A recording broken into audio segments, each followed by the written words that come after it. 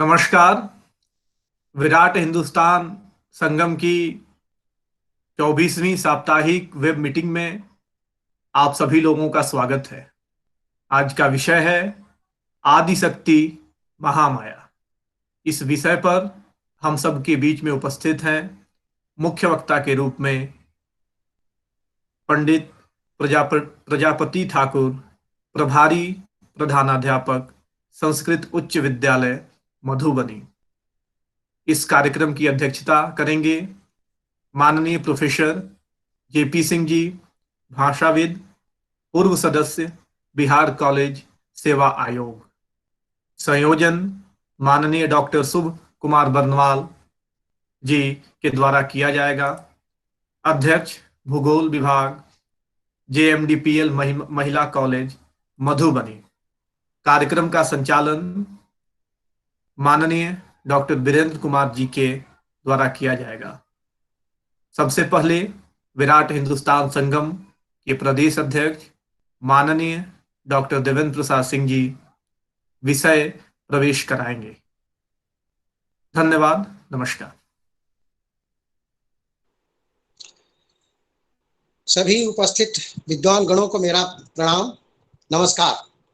सबसे पहले मैं विराट हिंदुस्तान संगम बिहार शाखा के अध्यक्ष, प्रदेश अध्यक्ष, एएन कॉलेज भूगोल विभाग, पीजी डिपार्टमेंट भूगोल विभाग के भूतपूर्व अध्यक्ष डॉक्टर माननीय देवेंद्र प्रसाद सिंह जी से आग्रह करूंगा कि वे विषय परिचय के लिए उपस्थित हों। ये अपना सभी लोगों से मेरा ये अनुरोध है कि समय को ध्यान में रखते हुए अपना अपना वक्तव्य पूरा करेंगे।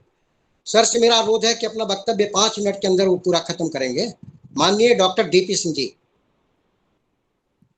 धन्यवाद। उपस्थित सभी सज्जनों को मेरा नमस्कार और विजयादशमी की शुभकामना और बधाई। यह विराट हिंदुस्तान संगम डॉक्टर सुब्रमण्यम स्वामी की राष्ट्रीय अध्यक्षता वाला संगठन है, जिसका विश्व के लगभग 140 देशों में विस्तार है। इस संगठन के सक्रिय सदस्य विश्व के लगभग 140 देशों में हैं और करोड़ों की संख्या में है। भारत के भी सभी राज्यों में इस संगठन का विस्तार हुआ है और बिहार में भी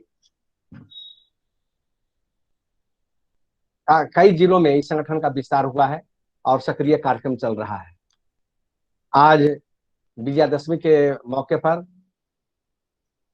हम यहाँ एकत्रित हैं और आपको बताते हुए अपार हर्ष हो रहा है कि विराट हिंदुस्तान संगम के बिहार शाखा के द्वारा संपूर्ण कोरोना काल में लगभग विगत 6 माह से यह कार्यक्रम निरंतर चलाया जा रहा है। साप्ताहिक स्तर पर आज हमारा यह 24वां साप्ताहिक कार्यक्रम है, अर्थात विगत 6 माहों से हम इस कार्यक्रम को लगातार चला रहे हैं और देश के विभिन्न भागों से विशिष्ट व्यक्तियों को आमंत्रित करके हम लोग यहाँ पर अलग अलग विषय पर उनका व्याख्यान करवाते हैं। इसमें हमारे दिल्ली विश्वविद्यालय के प्रोफेसर डॉक्टर प्रेम शंकर जी जुड़े हुए हैं, प्रोफेसर के नारायण साहब हैं और दरभंगा से टुनटुन झा साहब जुड़ने वाले हैं, जुड़ेंगे। अभी दरभंगा से प्रोफेसर सादानंद चौधरी जुड़े हैं और आरा से वीर कुंवर सिंह विश्वविद्यालय से, भागलपुर से, बिहार यूनिवर्सिटी से बहुत भारी संख्या में लोग इस कार्यक्रम में जुड़ते हैं। लेकिन आज 2 कारणों से हमारी संख्या कुछ कम हुई है। एक कारण तो कि आज विजयादशमी है, तो बहुत सारे लोग अनुष्ठान में जुड़े हुए हैं और हमारे बहुत सारे साथी अलग अलग भागों में चुनाव में लगे हुए हैं। गया के हमारे कई साथी चुनाव में लगे हुए हैं और चंपारण के और कई जगह के हमारे कई साथी अलग अलग प्रत्याशियों के लिए चुनाव में लगे हुए हैं और उन्होंने कहा है कि हमारे नजदीकी लोग चुनाव में लड़ रहे हैं, इसलिए आज के कार्यक्रम के लिए उन्होंने हमसे क्षमा याचना किया है। फिर भी ऐसी परिस्थितियों में भी हम लोग इस कार्यक्रम को संचालित कर रहे हैं और अच्छी संख्या में लोग हम लोग के साथ जुड़े हैं। तो जितने भी लोग जुड़े हैं उन सबों को मैं नमस्कार करता हूं, उनके प्रति आदर प्रकट करता हूं, आभार व्यक्त करता हूं और इस कार्यक्रम में उन सबों का मैं स्वागत करता हूं। और आज का जो विषय है वह है आदि शक्ति से जुड़ा हुआ है। और आदि शक्ति महामाया के ऊपर बोलने के लिए हम लोग के बीच में आज एक संस्कृत के प्रकांड विद्वान श्रीमान प्रजापति ठाकुर जी विद्यमान हैं। और उनसे उनके मुख से और इस महान संदर्भ में हम सुनेंगे और अपना ज्ञान वर्धन करेंगे। और संचालक महोदय से मैं आग्रह करूंगा कि कार्यक्रम को आगे बढ़ाना। धन्यवाद सर। अब मैं डॉक्टर ये उनका भी मतलब जानना चाहूंगा। डॉक्टर पारस राय जी, आदरणीय माननीय डॉक्टर पारस राय जी। परमादरणीय अध्यक्ष महोदय, समादरणीय सहभागी गण, ये आज का विषय बड़ा ही समीचीन है। अभी हम सब शक्ति पूजा करके अपना व्रत समाप्त किए हैं और इसी विषय पर यह संबोधन, यह उद्बोधन, यह विमर्श आज का होना है। तो इसकी प्रासंगिकता तो असंदिग्ध है। अब रही बात कि आखिर क्यों ऐसा होता आया है, तो पुरुष और प्रकृति, ये आद्या शक्ति जो हैं, ये प्रकृति हैं, और पुरुष जो हमारे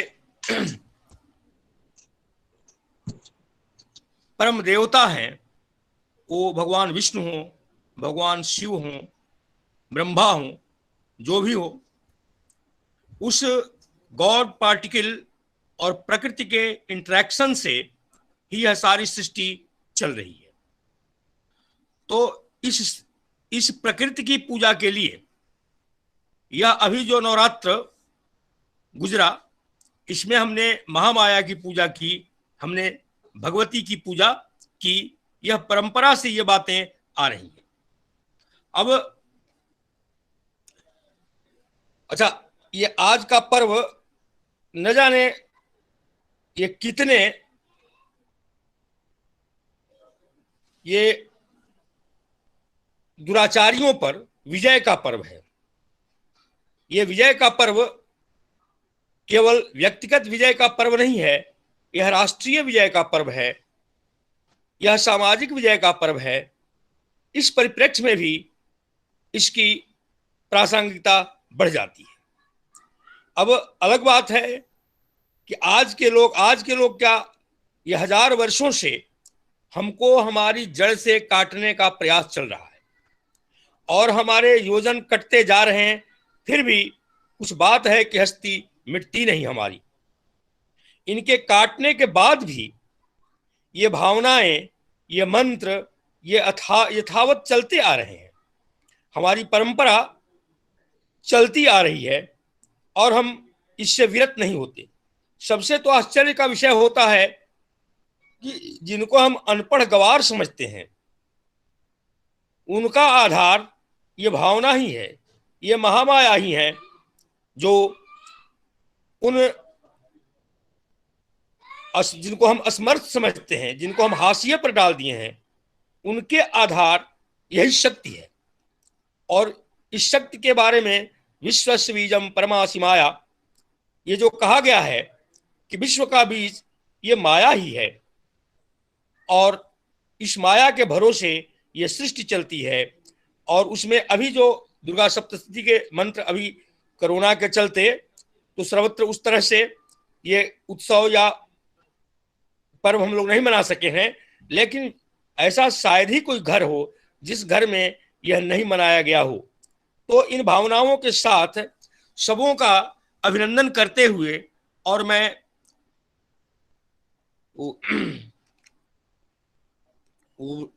उस नारायणी को नमस्कार करते हुए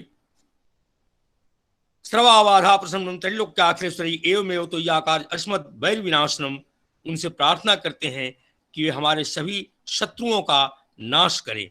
इन शब्दों के साथ मैं अपनी वाणी को विराम दे रहा हूं। अब मैं आज के वक्ता आदरणीय प्रजापति ठाकुर जी आदर अनुरोध है ये अपना विचार प्रकट करें, जिससे जितने यहाँ पर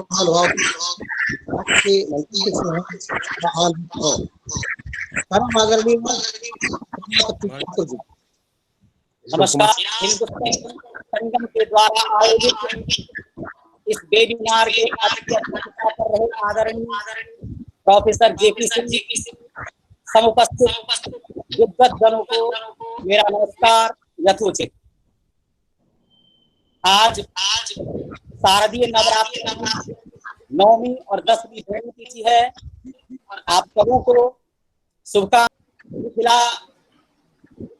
आदि शक्ति जगत जननी जानकी की स्थली है। अतः सबसे पहले आत्मजात जते स्वयं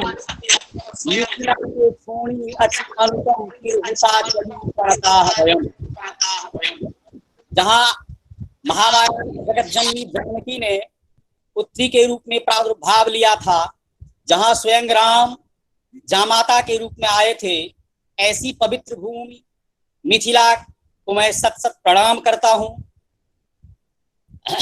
आज की जो विषय है आद्याशक्ति महामाया, कहते हैं कि सृष्टौ या सर्ग रूपा जगदपन विधौ पालनी या च रौद्री संघारे चापि जस्या जगदिदमखिलं क्रीडनं जा पराख्या पश्यन्ति मध्यमाथो तदनु भगवती वैखरी वर्ण रूपा सा स्मदवाचं प्रसन्ना विधि हरिगिरिशाराधितालंकरो।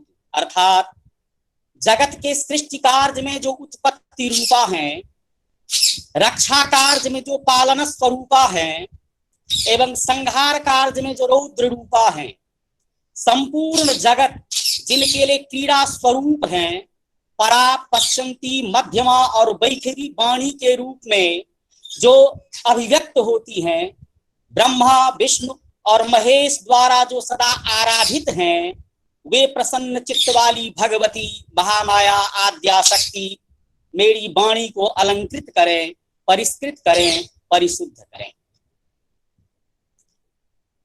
ये आद्याशक्ति महामाया है कौन?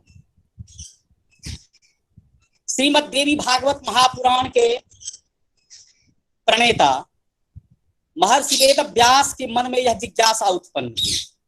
उन्होंने 18 पुराणों की रचना की, उनमें एक श्रीमद् देवी भागवत महापुराण भी है। उनके मन में यह जिज्ञासा हुई कि आद्याशक्ति है कौन। अपनी इस जिज्ञासा को शांत करने के लिए वे ब्रह्मलोक गए। ब्रह्मलोक में चारों वेदों से उन्होंने प्रार्थना किया कि मुझे बताइए कि वह आद्याशक्ति कौन है। तो ऋग्वेद ने कहा कि यह संपूर्ण प्राणी जिनमें अंतर्भूत हैं, समस्त चराचर जगत जिनसे प्रवृत्त हुए हैं, और ऋषिगण जिन्हें परम तत्व कहते हैं, वही साक्षात भगवती महामाया आदि शक्ति है। सामवेद ने उनसे कहा कि संपूर्ण विश्व जिस तत्व से पालित हैं, योगी जन एकांत में जिनका चिंतन करते हैं, ध्यान करते हैं, यह संपूर्ण चराचर जगत जिनसे व्याप्त है, वह साक्षात आद्याशक्ति महामाया परम्बा शक्ति जगदम्बा ही है। यजुर्वेद ने कहा कि सभी प्रकार के यज्ञों में जो पूर्णतः पूजित होती हैं, वह आद्याशक्ति महामाया है। अथर्ववेद का कथन है कि भक्तजन एकांत में साधना कर जिनका साक्षात्कार प्राप्त करने की चेष्टा करते हैं, वह आद्याशक्ति महामाया है।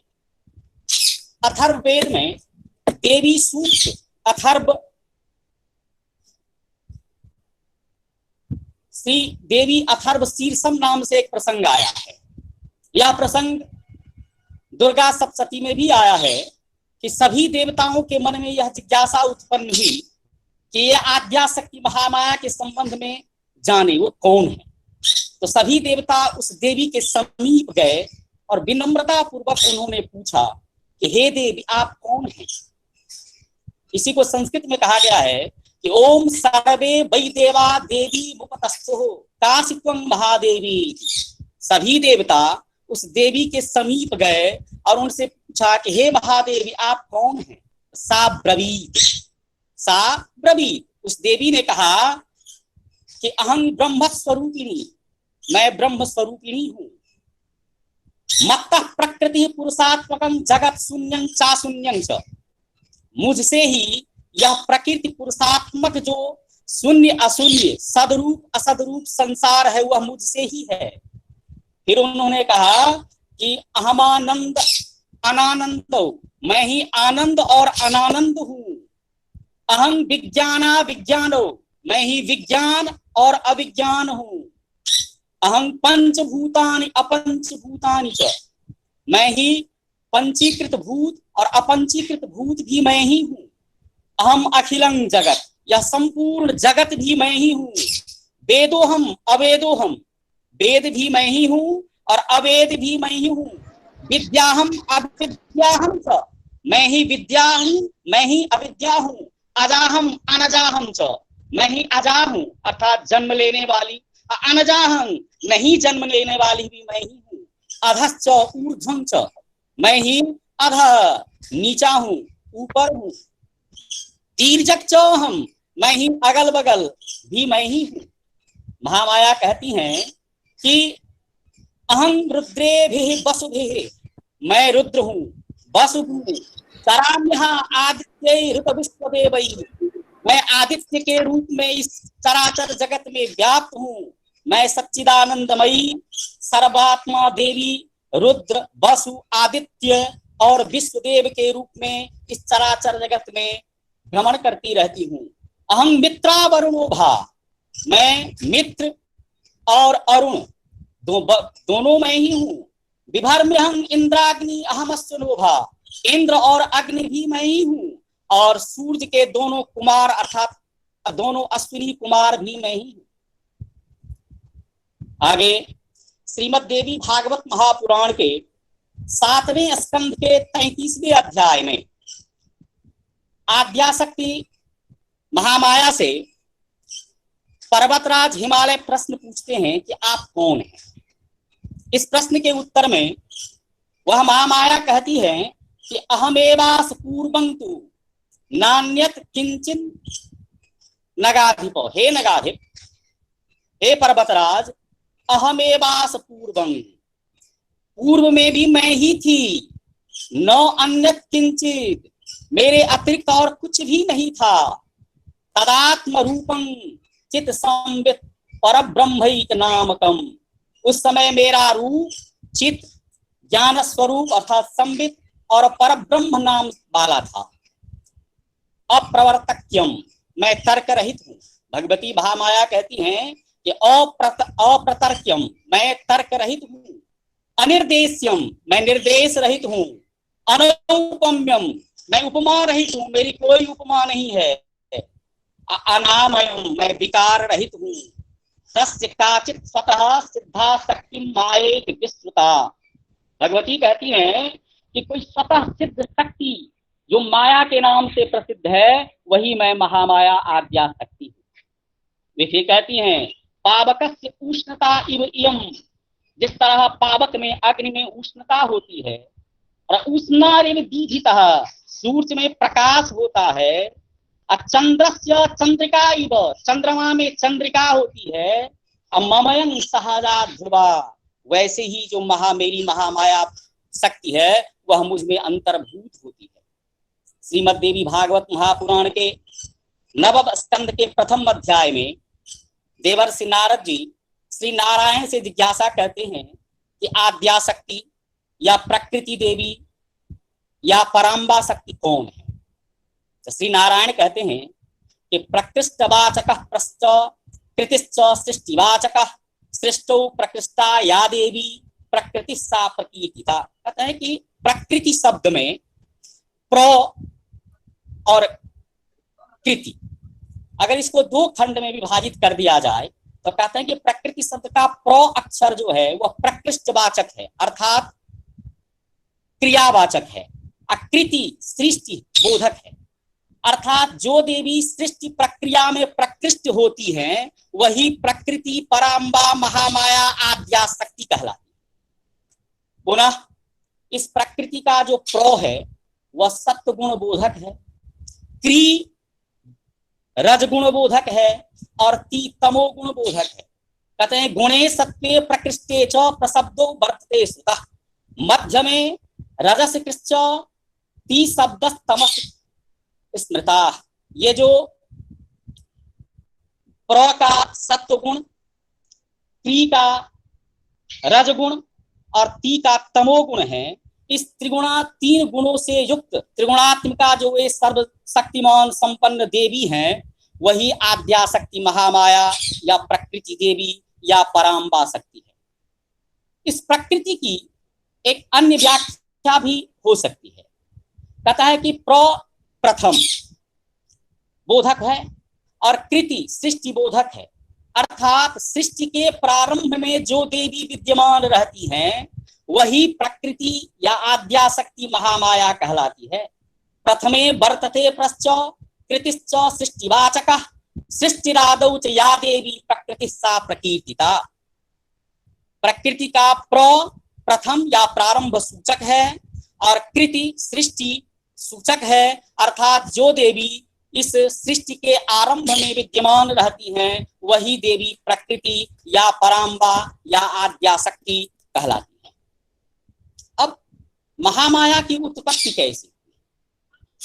तो जिनकी उत्पत्ति का वर्णन करना त्रिदेवों ब्रह्मा विष्णु महेश के द्वारा भी संभव नहीं है, ऐसी आद्या शक्ति के बारे में उसकी उत्पत्ति के संबंध में कुछ कहना मेरी बुद्धि से परे है। फिर भी श्री दुर्गा सप्तती जो मार्कंडेय पुराण का अंश है उसके प्रथम अध्याय में राजा सुरथ मेधा ऋषि से प्रश्न करते हैं कि भगवन का ही सा देवी महामायेत यांग भवान, हे भगवन वह महामाया कौन है और वह उनका आविर्भाव कैसे हुआ है? इस पर मेधा ऋषि कहते हैं कि नित्यैव सा, वह महामाया नित्य है, उनका जन्म नहीं होता न उनका मरण होता है।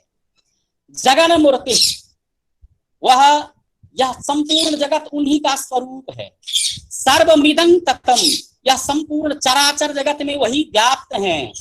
तथापि तत्संपत्तिर बहुधा श्रूयतां मम, परंतु मेरे द्वारा सुना गया है कि कार्य के अनुसार, मतलब जैसा जिस समय जो कार्य होता है उसके हिसाब से वह विविध रूपों में प्रकट होती है। कहते हैं कि देवानाम कार्य सिद्ध्यर्थ माविर्भवति सा यदा उत्पन्ने तथा लोके सा नित्यापि विधीयते। जब यद्यपि वे नित्य हैं, अजन्मा हैं, परंतु देवताओं के कार्य सिद्धि के लिए जब वे आविर्भूत होती हैं तब उन्हें इस संसार में जन्म ली हुई माना जाता है। अब प्रश्न उठता है कि उनका स्वरूप क्या है? कहते हैं कि आद्या शक्ति महामाया ही अनेक रूपों में इस संसार में भाषित होती है, अर्थात एक होते हुए भी वे अनेक हैं और अनेक होते हुए भी एक हैं। दुर्गा सप्तती के 10वें अध्याय में निशुंभ वध के बाद शुंभ भगवती से कहता है कि अन्यासां बलमाश्रित्य युद्ध से याति मानिनी, अर्थात दूसरों के बल का आश्रय लेकर युद्ध करती हो और फिर मानिनी बनती हो। इस पर आद्या शक्ति महामाया जगदम्बा कहती हैं कि एकैवाहं जगत्यत्र द्वितीया का ममा परा पश्यैता दुष्टमज्जैव विशन्त्यो मद विभूतयः। भगवती कहती हैं, अरे दुष्ट, इस संसार में एकमात्र मैं ही हूं, मेरे अतिरिक्त दूसरी कोई नहीं है, और देखो ये सभी मेरी ही विभूतियां हैं और मुझ में ही प्रवेश कर रही हैं। इसकी ब्रह्माणी आदि प्रमुख देवियां आद्या शक्ति के शरीर में विलीन हो जाती हैं और केवल देवी अंबिका ही शेष रह जाती है। आद्या शक्ति महामाया 9 रूपों में पूजी जाती है। हमारे यहाँ भी नवरात्र में 9 देवी की पूजा प्रथम दिन से शुरू हो जाती है। प्रथमं शैलपुत्री च, द्वितीयं ब्रह्मचारिणी, तृतीयं चंद्रघंटेति कुसुमांडेति, चतुर्थकं पंचमं स्कंदमातेति, षष्ठं कात्यायनीति च, सप्तमं कालरात्रीति महागौरीति चाष्टमं नवमं सिद्धिदात्री च नवदुर्गा प्रकीर्तिता। ये शैलपुत्री से लेकर नवदुर्गा तक जो ये 9 रूप हैं, इसी की नवरात्र में पूजा की जाती है। ये आद्याशक्ति महामाया 10 महाविद्या के रूप में प्रसिद्ध है। काली, तारा, छिन्नमस्ता, षोडशी, भुवनेश्वरी, त्रिपुर भैरवी, धूमावती, बगलामुखी, मातंगी, कमला, ये 10 महाविद्या उसी आद्याशक्ति महामाया के से उत्पन्न हुए। आद्याशक्ति का निवास स्थान कहाँ है, वे कहाँ रहती है? जैसा ऊपर में ही कहा गया है कि संसार का कोई भी चीज वस्तु ऐसा नहीं है, अछूता नहीं है, जिसमें उस आद्याशक्ति महामाया का वास नहीं। अर्थात जिसमें शक्ति है वहां पर आद्याशक्ति महामाया है। शक्ति के बिना शिव भी सब हो जाते हैं। शिव का जो इकार है वह शक्ति का ही द्योतक है, और उसमें से अगर उस इकार को हटा दिया जाए तो वह शिव भी सब के रूप में आ जाते हैं। यद्यपि महामाया सृष्टि के सभी चराचर में व्याप्त हैं, तथापि श्रीमद् देवी भागवत महापुराण के 12वें स्कंद के 10वें अध्याय में महर्षि वेदव्यास राजा जनमे जैसे कहते हैं कि ब्रह्मलोकात ऊर्ध्वभागे, ब्रह्मलोक से भी ऊपर, सर्वलोकोस्ति यस्तः मणिद्वीप स एवास्ति यत्र देवी विराजते। कहते हैं कि वह मणिद्वीप नामक लोक है जो ब्रह्मलोक से भी ऊपर है, वहां महामाया आद्याशक्ति निवास करती है। वह मणिद्वीप कैलाश, वैकुंठ, गोलोक से भी महान तथा उत्तम है। समस्त लोकों से श्रेष्ठ होने के कारण ही इसे सर्वलोक भी कहा जाता है। जगत के कार्य के लिए महामाया ने अपनी त्रिगुण रज, सत और तम, इनसे क्रमशः ब्रह्मा, विष्णु और शिव को उत्पन्न किया। रजोगुण से ब्रह्मा सृष्टि करते हैं, सतोगुण से विष्णु उस सृष्टि का पालन करते हैं, और तमोगुण से शिव उसी सृष्टि का संहार करते हैं।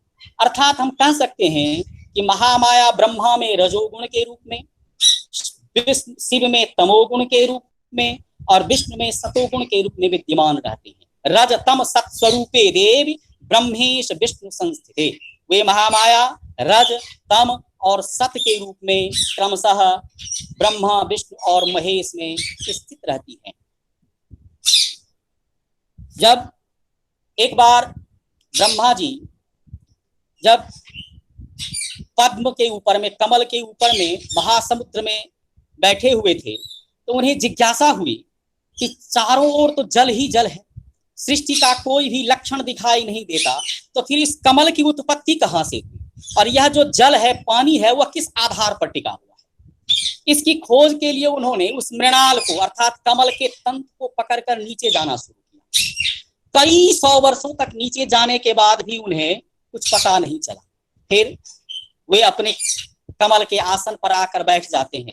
तभी मधु और कैटव नामक 2 दैत्य वहां पहुंचता है और ब्रह्मा से कहता है कि यह जो कमल का आसन है यह मेरा है, तुम इसे छोड़ दो, नहीं तो तुम मुझसे युद्ध करो। यदि तुम युद्ध में जीत जाओगे तो ये तुम्हारा है, अन्यथा ये मेरा है। ब्रह्मा भयभीत हो जाते हैं और उस कमल नाल को पकड़कर फिर नीचे जाना शुरू करते हैं। बहुत नीचे जाने के बाद वे देखते हैं कि विष्णु शेष सज्जा पर सोए हुए हैं और उन्हीं के नाभि से उस कमल की उत्पत्ति हुई है जिस कमल पर वे बैठे हुए थे।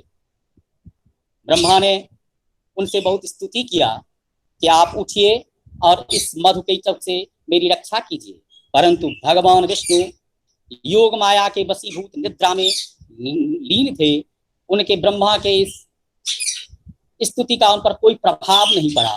तब ब्रह्मा ने आदिशक्ति महामाया से ही स्तुति किया कि तुम स्वाहा, तुम स्वधा, तुम ही वखत्कार स्वरात्मिका, कि आप ही स्वाहा हैं, स्वधा हैं, वखत्कार हैं, स्वरात्मिका है, सुधा तुमक्षरे नित्ये तिधा मात्रात्मिका स्थिता। इस तरह उन्होंने कहा कि महाविद्या महामाया महामेधा महास्मृति महामोहा च भवती महादेवी महासुरी। आप ही महाविद्या हैं, महामाया हैं, महामेधा हैं, महास्मृति हैं, महामोहा हैं, आप ही महादेवी हैं, महासुरी हैं। जब तस्य कहते हैं कि यया त्वया जगत पात्यति जो जगत, जब जगत के उत्पत्ति करता विष्णु भी आपके माया के वशीभूत हैं, तो हे भगवती, हे महामाया, हे आद्याशक्ति, फिर दूसरा कौन आपका वर्णन कर सकता है। आद्याशक्ति महामाया अष्टमात्रिका के रूप में भी प्रसिद्ध है। उनके 8 मात्रिका रूप क्रमशः ब्राह्मी, माहेश्वरी, कौमारी, वैष्णवी, वाराही, इंद्राणी, चामुंडा और महालक्ष्मी है। शाक्त धर्म में काली को महामाया आदिशक्ति का रूप माना गया है। काली कलयति अर्थात भक्ष्यति सर्वान प्रलय काले इति काली। प्रलय काल में जो सब कुछ का भक्षण कर जाती है उन्हें काली कहते हैं। लेकिन वैष्णव संप्रदाय में राधा को आद्याशक्ति का स्वरूप माना जाता है। राध साध राधनोति सर्वान कामान इति राधा, जो सभी मनोकामनाओं को पूर्ण करती हैं वे राधा कहलाती है। तो समय के अनुसार विभिन्न संप्रदायों में आद्याशक्ति महामाया का अलग अलग नाम लिया गया है। वहीं बौद्ध संप्रदाय में तारा को आद्याशक्ति का रूप माना जाता है। महामाया के 33 पापनाशक शक्तियां हैं। वैसे तो महामाया आद्याशक्ति सभी शक्तियों की आगार हैं, लेकिन मुख्य रूप से महामाया के 33 पाप नाशक शक्तियां मानी गई हैं, जिससे पाप का नाश होता है। वे 33 पाप नाशक शक्तियां हैं: विद्या, ह्री, पुष्टि, प्रज्ञा, सिनी वाली, कुहू, रुद्रा, वीरजा, प्रभा, नंदा, पोषिणी, रिद्धिदा, शुभ्रा, कालरात्रि, महारात्रि, भद्रकाली, कपर्दिनी, विकृति, दंडिनी, मुंडनी, सेंदुखंडा, शिखंडिनी, निशुंभ शुंभ मर्दमथिनी, महिषासुर मर्दिनी, इंद्राणी, रुद्राणी, संकरार्ध शरीरिणी, नारी, नारायणी, त्रिशूलिनी, पालिनी, अंबिका, ह्लादिनी। ये 33 आदिशक्ति महामाया के पापनाशक शक्तियां मानी गई हैं। महामाया की 64 कलाएं भी हैं। उन्हीं कलाओं के द्वारा वे इस जगत में जो विभिन्न कार्य हैं उसे संपादित करती हैं। वे 64 कलाएं कौन कौन सी हैं?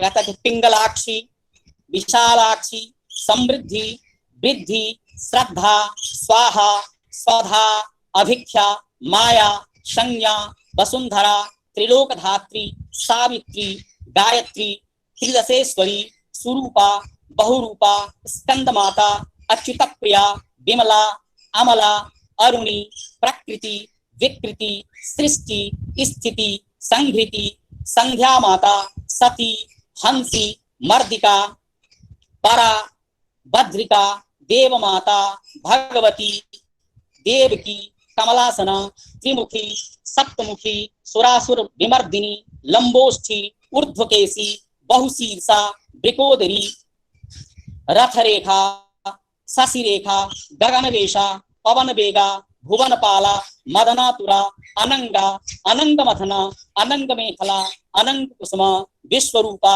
सुराधिका, छयंकली, शक्ति, अक्षोभ्या, सत्यवादिनी, सुचिव्रता, उदारा, आरुणी और बागीशी। ये महामाया के 64 कलाएं मानी गई है।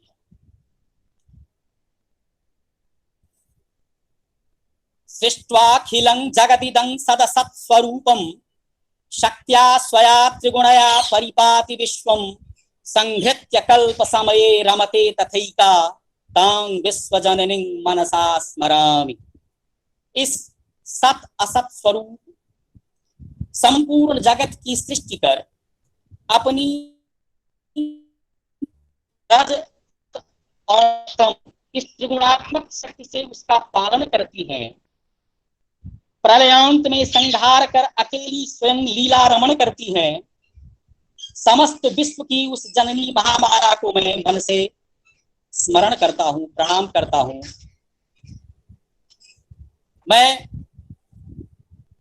अपनी रचित भगवत्या स्तोत्रम, जो आद्याशक्ति महामाया को ही समर्पित है, उसका गायन करना चाहूंगा कि त्वमेव काली सवारूढ़ा सर्वदानव घातिनी शितिकंठ प्रिये नमस्तुभ्यं देवी शिखरवासिनी सर्वशक्तिमयी देवी सत्यानंद स्वरूपिणी माता नमस्तुभ्यं सर्वशस्त्रास्त्रधारिणी सर्वमंत्रमयी देवी सर्वविद प्रदायिनी कात्यायनी नमस्तुभ्यं देवी त्वं ब्रह्मवादिनी त्वमेव पद्मासना लक्ष्मी विष्णुअंकसायिनी लोकमाता नमस्तुभ्यं धनधान्य प्रवर्धिनी त्वमेव संध्या सावित्री सर्वसिद्धि प्रदायिनी सरस्वती नमस्तुभ्यं विद्या विमलोत्कर्षिणी दक्ष कन्या सती देवी ईश हृदय हर्षकारिणी दक्ष कन्ये नमस्तुभ्यं दक्ष यज्ञ विनाशिनी त्वमेव देवी अन्नपूर्णा सर्वभूत पालिनी अन्नपूर्णे नमस्तुभ्यं सर्वलोक संपोषिणी शैलपुत्री विशारूढ़ा शिवेन सह विहारिणी शैलसुते नमस्तुभ्यं शंकरोर सुख संचारिणी रजतम सत्स्वरूपे देवी ब्रह्मेश विष्णु संस्थिते नमस्तुभ्यं महादेवी सर्वे सुर संस्थिते त्वमेव माता सुरपूज्या मृगेन्द्र पृष्ठ संस्थिते दुर्गे देवी नमस्तुभ्यं सर्वभूतेषु संस्थिते त्वमेव वागीश्वरी देवी वागरूपेण संस्थिते विद्यादात्री नमस्तुभ्यं विद्यारूपेण संस्थिते मुक्तिं प्रयच्छ हे देवी भुक्ति मुक्ति प्रदायिनी भक्तवत्सले नमस्तुभ्यं सर्वभूतोपकारिणी जह इदं प्रपठे नित्यं शुद्ध चित्तः पुमान् नरः सतुलभेन मुक्तिं किंचिन्नैवात्र संशयः इति प्रजापतिकृतं भगवत्या स्तोत्रं संपूर्णम्। अपने इन्हीं शब्दों के साथ मैं अपनी वाणी को विराम देता हूं और मेरे वाणी में जो कुछ अशुद्धियां रही हो, त्रुटि रहा हो, उसके लिए आप सबों से क्षमा प्रार्थी हूं। धन्यवाद। बहुत धन्यवाद सर। मैं आपके इस बहुत लाभान्वित हुए, हम बहुत आनंद आया।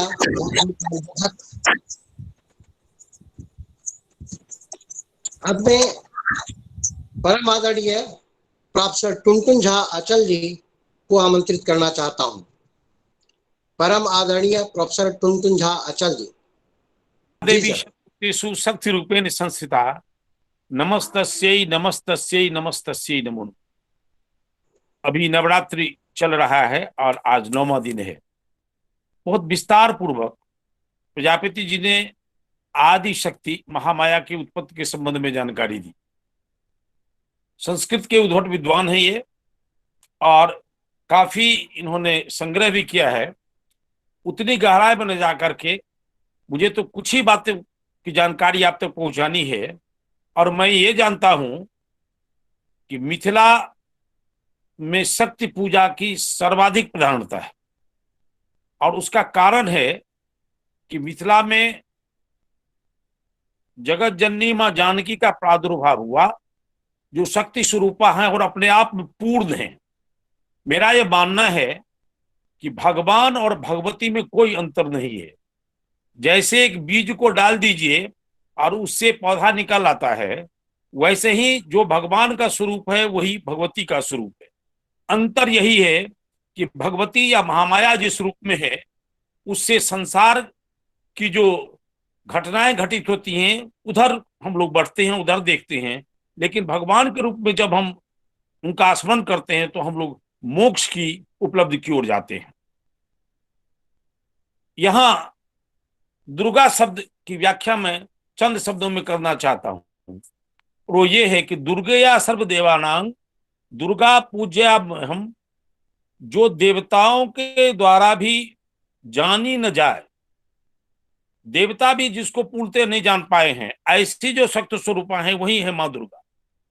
अब दुर्गा शब्द में दो, उ, रेफ, गो और आ, इसको ध्यान दिया जाएगा कि दुर्गा शब्द में दो, उ, रेफ, गो और आ, इन 5 वर्णों का प्रयोग मिलता है।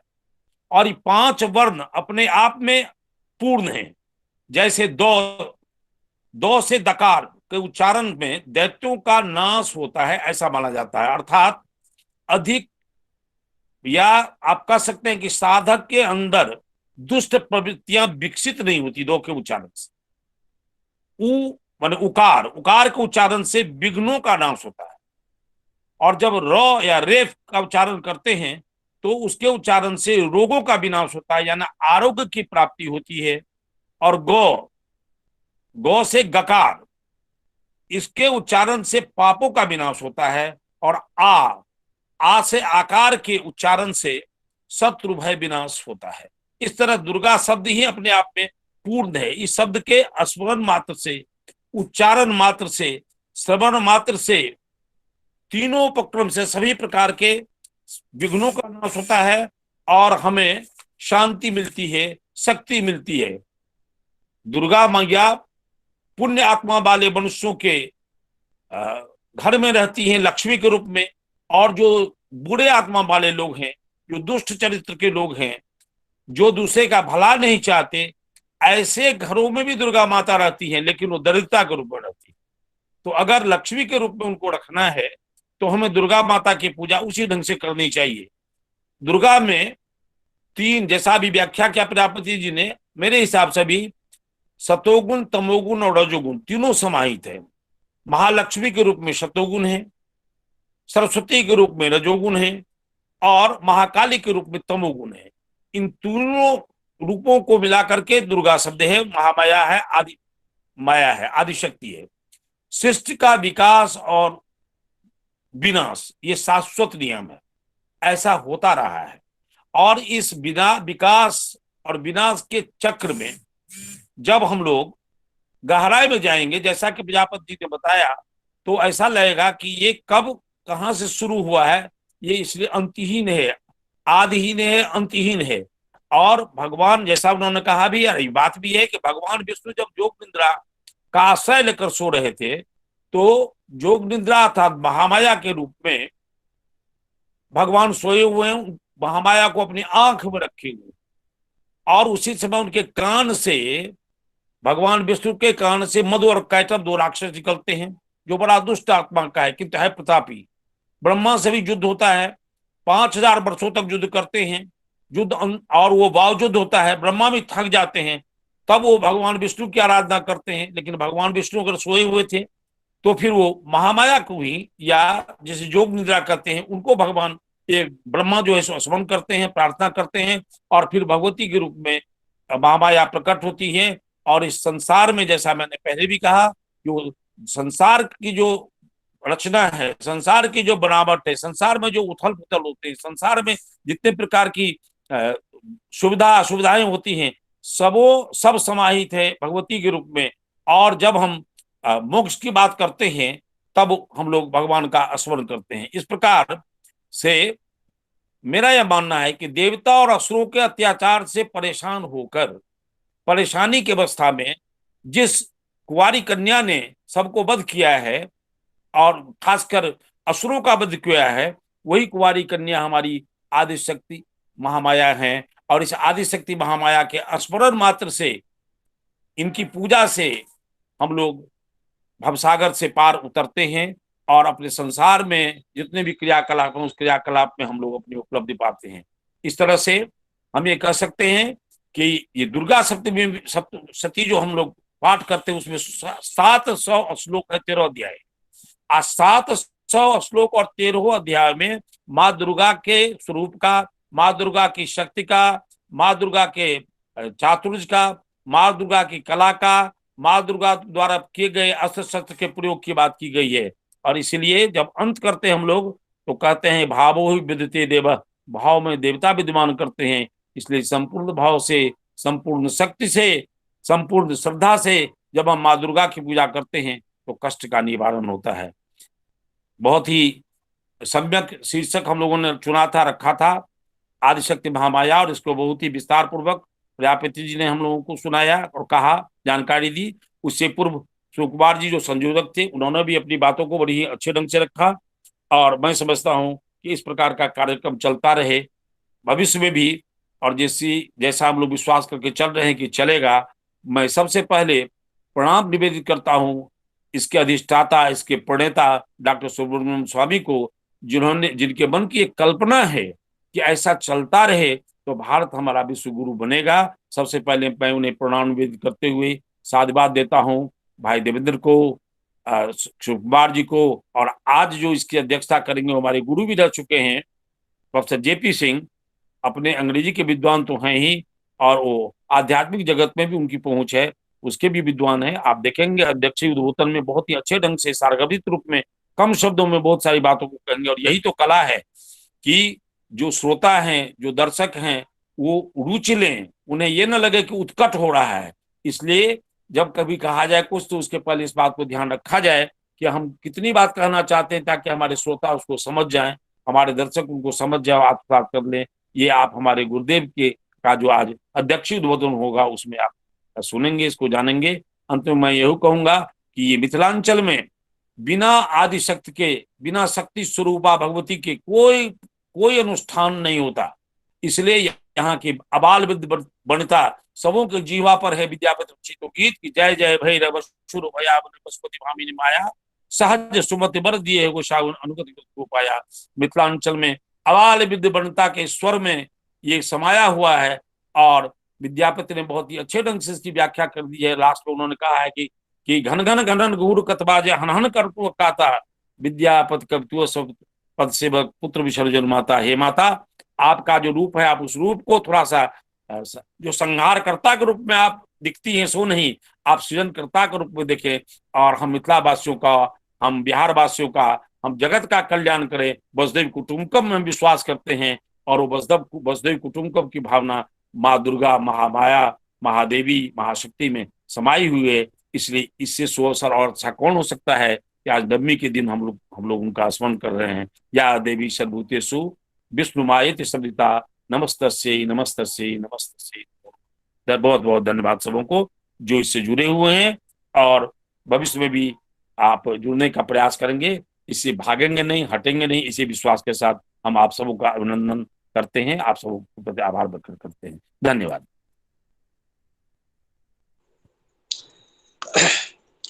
अब मैं परम आदरणीय डॉक्टर के नारायण साहब से भी मैं सादर आग्रह करता हूं कि वे अपना मत प्रकट कर हमें लाभान्वित करने की कृपा करें। परम आदरणीय के नारायण साहब। मैं सर्वप्रथम मैं प्रोफेसर पारस राय, जो मेरे गुरुदेव और अग्रज हैं, उनके प्रति कृतज्ञता ज्ञापित करते हुए मैं इस पर मेरा जो सोच है थोड़ी दूसरी दिशा में है, क्योंकि मैं भौतिक विज्ञान का विद्यार्थी हूं, और मेरे कुछ मूलभूत प्रश्न हैं जो मैं आप लोगों से मैं जानना चाहूँगा, विद्वज्जनों से, आप लोगों के चरण स्पर्श करते हुए। पहली बात यह है कि ये जो कार्यक्रम हो रहा है, इस कार्यक्रम का मूल उद्देश्य ये है कि हम आने वाली पीढ़ी को क्या देने जा रहे हैं। जो आने वाली पीढ़ी को हमारा मूल्यांकन हमारे विद्वता, हमारे पद, हमारी प्रतिष्ठा और हमारे ज्ञान से नहीं होगा, हमारा मूल्यांकन कि हम आगे आने वाली पीढ़ी को क्या दे रहे हैं। मुख्य वक्ता ने बहुत अच्छे शब्दों में कही, ये शायद सारे वर्णन सब लोगों ने कहानी सुन रखी है। आज का जो युवा वर्ग है, यह सच है कि आज का युवा वर्ग अध्यात्म के तरफ से दूर भागता जा रहा है, और ये हम सब की जिम्मेवारी है, उत्तरदायित्व है कि हम इस युवा वर्ग को जोड़ें। तो सबसे ये आदि शक्ति है, महामाया है, इसका हिस्टोरिकल तो एक एस्पेक्ट है ही। जब तक हम इस अध्यात्म को विज्ञान के वैसाखी को लेकर के नहीं चलेंगे, तब तक हमारा युवा वर्ग, ये पीढ़ी नहीं जुड़ेगी, और जब तक पीढ़ी नहीं जुड़ेगी तो ये सारी बातें आज के परिवेश में निरर्थक साबित हो जाएंगी। हम अपनी सारी कुछ माया के बारे में बात करते रहेंगे, युवा पीढ़ी इस कहानी को सुनने तक के लिए तैयार नहीं है। ये सच्चाई है, इस कड़वे सच्चाई को हम लोगों को स्वीकार कर लेना चाहिए। सबसे पहली बात कि 4 तरह के नवरात्र होते हैं, शारदीय नवरात्र, चैत्र नवरात्र, आषाढ़ नवरात्र और माघ नवरात्र। इसमें 2 नवरात्र की तो चर्चा होती है, 2 नवरात्र की चर्चा नहीं होती। मैं विज्ञान का विद्यार्थी हूँ, मैं जानता हूँ मेरा इंटरप्रिटेशन शक्ति के बारे में और इसके बारे में बड़ा डिफरेंट है, और मैंने कुछ वेद भी पढ़ने की कोशिश की है। आज का जो व्यक्ति है, आज का जो युवा वर्ग है, आज की जो पीढ़ी है, उसको आपको कुछ इस तरह से समझाना पड़ेगा कि उसको बात है, उसको कहानियों में अब कोई इंटरेस्ट नहीं रह गया है। हम इस अध्यात्म को कुछ हम इस अध्यात्म को कुछ इस तरह से जोड़ करके देखें कि युवा वर्ग इसमें इंटरेस्ट ले और युवा वर्ग आगे बढ़े। और जहां तक आदि शक्ति का है, हमारे अग्रज ने पुरुष और प्रकृति की बात की, मैं थोड़ा और भी आगे जा करके मैं बात करूंगा। ये जो ब्रह्मांड के बारे में मैं वेद के ही बारे में मुख्य वक्ता जी बताएंगे। इतने स्टेटमेंट दिए गए हैं। ऋग्वेद कहता है कि प्रज्ञा नाम ब्रह्म, एक कहते हैं कि अहम ब्रह्मास्मि, दूसरे बोलते हैं तत्वमसि, चौथा वो कहते हैं कि अयम आत्मा ब्रह्म। हमारे जो वेद के जो महावाक्य हैं वह भी इतने आपस में एक साधारण व्यक्ति के समझ के बाहर की चीज है। वह साधारण व्यक्ति कंफ्यूज हो जाता है। एक आदि शक्ति के नाम पर हम लोगों की आस्था है, हम लोगों का एक संस्कार बना हुआ है। उस संस्कार के चलते हमारी पीढ़ी इस गाथा को गा रही है, गाथा को सुन रही है, लेकिन हमारे बच्चे, हमारे बच्चों के बच्चे इसके तरफ अब इंटरेस्ट नहीं ले रहे हैं। तो ये जो मैसेज जो दिया जा रहा है इस कार्यक्रम के द्वारा, वो ऐसा मैसेज दिया जाए जो कहानी के माध्यम से, किसी माध्यम से इस तरह का ये संदेश दिया जाए कि ये पीढ़ी है, उस पीढ़ी को लाभान्वित हो। ये सारी कथाएं हम लोगों ने बचपन में सुन रखी है, इसमें कुछ मुझे नया कुछ सुनने को नहीं मिला, लेकिन मेरे आस्था है, मेरे संस्कार है, मेरी आस्था है। लेकिन मैं आपको बताऊं कि नवरात्र का जो वैज्ञानिक पक्ष है बड़ा ही अद्भुत पक्ष है। इस वैज्ञानिक पक्ष में, इस नवरात्र में सन और अर्थ के बीच की जो डिस्टेंस है वो कम हो जाती है और एंगल चेंज हो जाता है, जिससे इनके बीच में मैग्नेटिक फील्ड अर्थ का बढ़ जाता है। और मैग्नेटिक फील्ड अर्थ के बढ़ जाने से क्या होता है कि आदमी का जो है, जो उसके अंदर एक कैटलिस्ट का काम करता है कि how to respond this situation. अगर मैग्नेटिक फील्ड अर्थ का कम हो जाएगा, इस केस में बहुत सारे जो सोलर विंड जो हैं और जो आपके पास कॉस्मिक रेज हैं वो अर्थ के एटमॉस्फेयर पर आएंगे। और ये जो 8 जो 9 जो दुर्गा हैं, इनकी जो वैज्ञानिक जो किया गया है उसमें जो है आप देखेंगे कि वो दुर्गा जो शक्ति है वो एनर्जी का एक फॉर्म है, और डिफरेंट दिन उनके अलग अलग एनर्जी के फॉर्म की पूजा की गई है। मैं इस आस्था के ऊपर कुछ नहीं बोल रहा हूँ। मेरा ये कहना है कि आज की युवा पीढ़ी को भी जोड़ना है, और युवा पीढ़ी को जोड़ते हुए हम लोग ऐसा प्रोग्राम बनाए कि वो भी इसके ऊपर जुड़े। आप सारे विद्वान वर्ग हैं, मैं आपसे कुछ बोल नहीं सकता, कह नहीं सकता, फिर भी मैं इस प्रोग्राम को मुझे सुन के बहुत अच्छा लगता है, और इसको थोड़ा सा और प्रासंगिक बनाया जाए। इधर से इन्हीं शब्दों के साथ मैं आप लोगों का पूरा चरण वंदन करते हुए मैं अपनी वाणी को विराम देता हूं। मैं आज के इस वेबिनार के अध्यक्ष महोदय माननीय प्रोफेसर जेपी सिंह जी, जो अंग्रेजी के महान विद्वान एवं पूर्व बिहार कॉलेज सेवा आयोग के पूर्व सदस्य रह चुके हैं, उनसे मेरा आग्रह है कि वे अपना अध्यक्षीय भाषण प्रस्तुत करें। परम आदरणीय प्रोफेसर जेपी सिंह। मैं अध्यक्ष के रूप में कुछ शब्दों को प्रस्तुत करूंगा। सबसे पहले तो मैं आप सबका धन्यवाद करता हूं कि आपने मुझे मौका दिया, आपके विचारों से मैं आलोकित हुआ। विचारधारा की विचारधारा को जीवंत रखने की कोशिश की है, यह प्रयास श्लाघनीय है, प्रशंसनीय। आपने विज्ञान की भी बात की है, तो मैं इस परिचर्चा को पूरा दूसरा रूप देना चाहता हूं और मैं चाहता हूं शब्दों में मैं अपनी बातों को रख सकूं।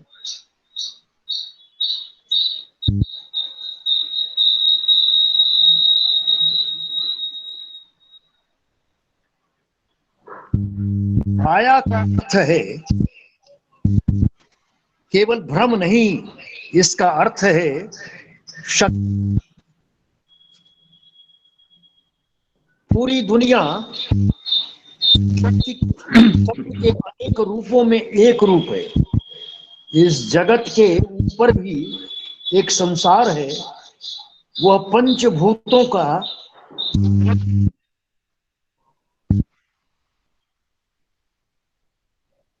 हमारी जो महामाया है वो महाशक्ति है, और इस महाशक्ति में सारी शक्तियां समाहित हो जाती हैं। शक्ति का दूसरा रूप है रूपांतरण। महामाया 9 रूपों में आस्था से महाशक्ति की आराधना होती है। कर्म भी शक्ति है। यह आत्मा पंच महाभूतों से जब अलग होती है और फिर एक नया रूप लेती है। छात्माएं महाशक्ति में समाहित हो जाती है। जन्म मरण के बंधन से मुक्त आत्माएं हो जाती है। वही है जो राग से महाराग की ओर चले। क्या है हम में तुम में खरक खंभ में, आद्या है दुर्गा इसलिए आराध्या है। धर्म पराशक्ति की अनुभूति है, यही सनातन है। हम मनुष्य 4 आयामों में जीवित हैं, लंबाई चौड़ाई मोटाई और 9 आयामों और महादुर्गा दुर्गा देवी इशारा करती है। से भी सकते हैं और इस पर वैज्ञानिक दृष्टिकोण विचार है कि मिस्टर हॉकिंस के बाद तो विचार के बहुत सारे द्वार खुल गए हैं, केवल विज्ञान के ही क्षेत्र में नहीं, और भारत की जो आध्यात्मिक है पूर्णतः वैज्ञानिक है। और चलिए यह महामाया से आह्लादित पूरी दुनिया है। मैं तो मिथिला की भूमि से बोल रहा हूं। मधुबनी मिथिला की हृदय स्थली है। मिथि का अर्थ होता है मंथन, तो विचार वही है जहां मंथन हो। विचार के द्वार को खोले। और इसलिए सबसे पहले तो मैं डॉक्टर स्वामी का धन्यवाद करता हूं। इन्होंने ऐसा प्रयास किया और बिहार के जो आप लोग हैं या हम लोग हैं, ऐसा प्रयास किया कि हम लोग मंथन की प्रक्रिया को शुरू करें। इसलिए हम सब आपका धन्यवाद। मुझे एक पुरानी बात याद आ गई अंग्रेजी की। टुनटुन बाबू ने कहा अंग्रेजी के संबंध में, मेरा संबंध है अंग्रेजी से ही। Brevity is the soul of wit, संक्षिप्तता बुद्धिमत्ता का लक्षण है। तो मैं इन्हीं शब्दों के साथ अपनी वाणी को विराम देता हूं और आशा करता हूं कि आप लोग इस जीवंतता को जीवंत बनाते हुए, और धन्यवाद। अब मैं शुभ पाठ को देता हूं।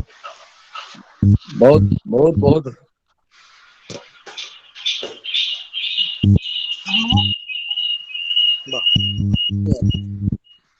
अब मैं धन्यवाद ज्ञापन के लिए माननीय डॉक्टर अलखदेव प्रसाद सिंह जी को आमंत्रित करना चाहूंगा। माननीय डॉक्टर अलखदेव प्रसाद जी। धन्यवाद वीरेंद्र जी।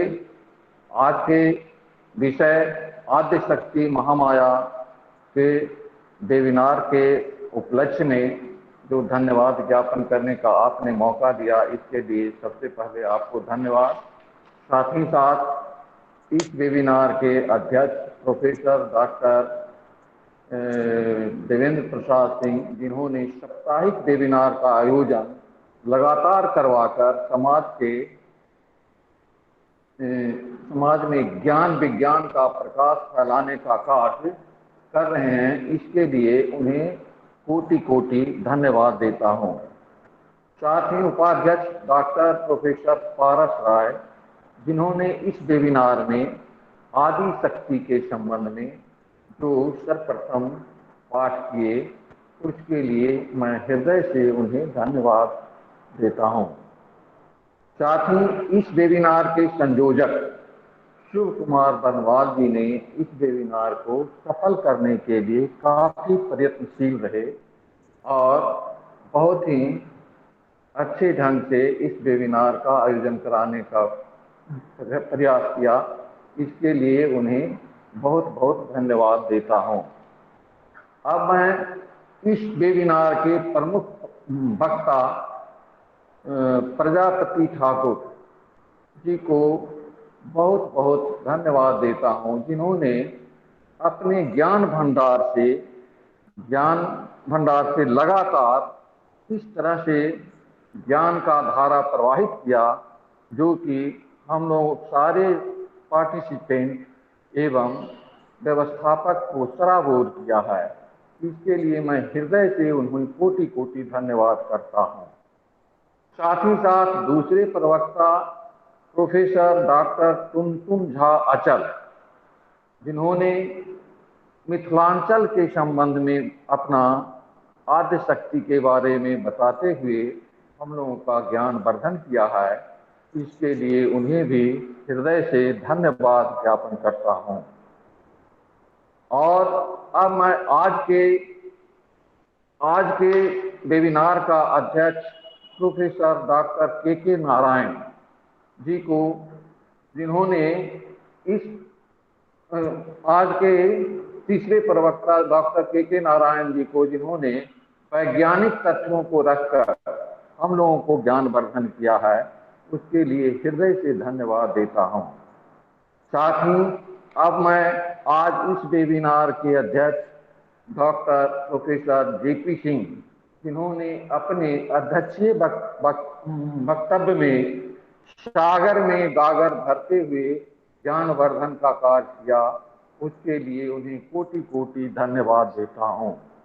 साथ ही आज के संचालक प्रोफेसर वीरेंद्र कुमार को भी बहुत ही धन्यवाद देता हूं, जिन्होंने सफल संचालन किया। साथ ही साथ आज के टेक्निकल सहयोगियों को भी बहुत बहुत धन्यवाद देता हूं। इसी के साथ मैं अपना वक्तव्य समाप्त करता हूं। आपको भी बहुत बहुत धन्यवाद। अब मैं अध्यक्ष महोदय से यह आज्ञा प्राप्त करना चाहता हूं कि वे आज के इस वेबिनार की समाप्ति की घोषणा की जाए। अध्यक्ष महोदय के आदेशानुसार इसकी घोषणा की जाने की